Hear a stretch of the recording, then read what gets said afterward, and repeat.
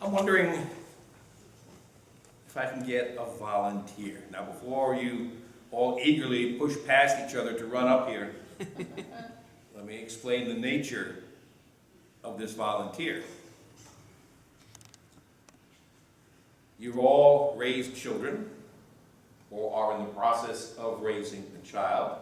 But I'm going to disqualify you, Matt, because that little one on your lap there is too small for this example.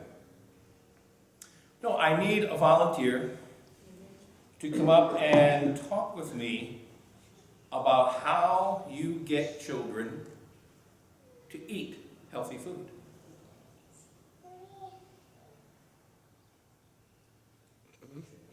All rushing up. Okay, then we'll do it from here. I got Matt sitting there. When he was little itty bitty, and Matt, I don't think there was ever a day when you were little itty bitty. You were born weighing about 120 pounds. Actually, he was my smallest one. He was your smallest one? He only weighed 5 pounds, 6.5 ounces when he was born. 5 pounds, 6.5. Wow. You've caught up from there.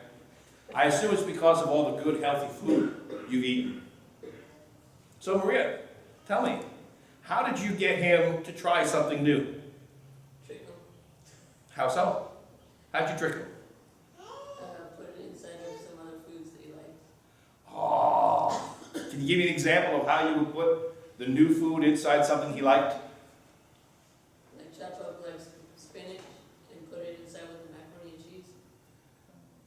So you're a mac and cheese fan, and your mom would sneak in chopped up spinach.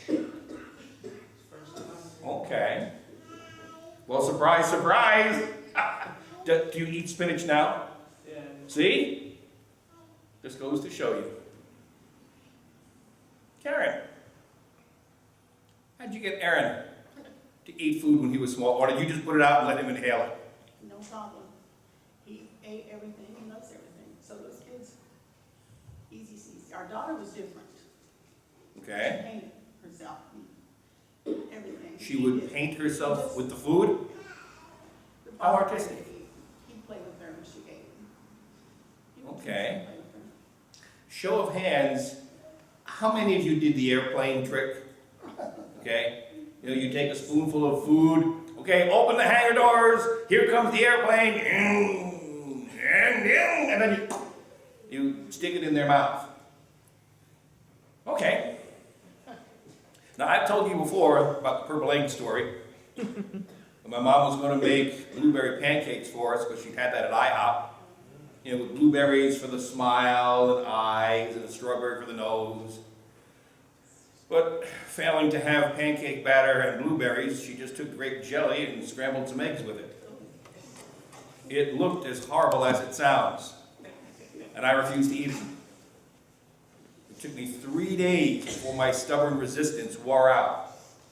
At that point, the eggs were beginning to turn a little rancid. So for me, at that point, it was eat them now before it gets any worse. Now, Madeline, you had a technique with Alex when he was small. What was that? Just one teeny bite of something new. And if he didn't like it, he didn't have to eat anymore. Okay, so he had to take one teeny bite, Mm-hmm. and if he didn't like it, no more.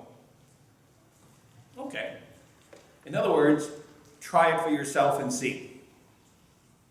In our gospel lesson, Philip goes to Nathanael with some great news, but Nathanael rejects it.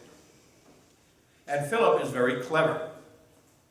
He doesn't try to persuade Nathanael why Jesus is the Messiah. He doesn't quote Bible passages to him.